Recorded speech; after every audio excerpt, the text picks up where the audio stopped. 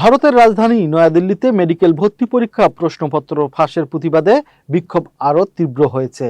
আন্দোলনকারীরা শিক্ষামন্ত্রী ধর্মেন্দ্র প্রধানের পদত্যাগের দাবিতে যন্তর মন্তরে অবস্থান কর্মসূচি চালিয়ে যাচ্ছেন। এমন পরিস্থিতিতে বৃহস্পতিবার সকালে বিশেষ ঘোষণা দিয়েছে প্রধানমন্ত্রী নরেন্দ্র মোদী। তিনি বলেছেন, প্রশ্নপত্র ফাঁসের সঙ্গে জড়িতদের বিরুদ্ধে দ্রুত বিচার আদালতে মামলা চালিয়ে কঠোর শাস্তি নিশ্চিত করা হবে।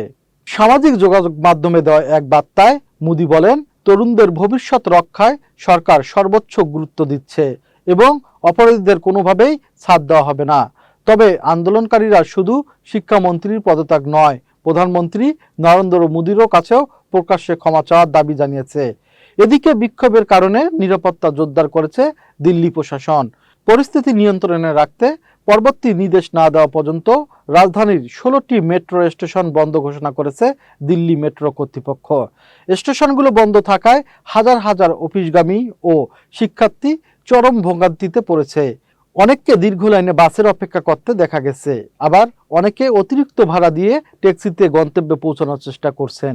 2 মাস ধরে চলা এই আন্দোলন সাম্প্রতিক দিনগুলোতে আরও বেগবান হওয়ায় দিল্লি পরিস্থিতি এখনও উত্তপ্ত রয়েছে।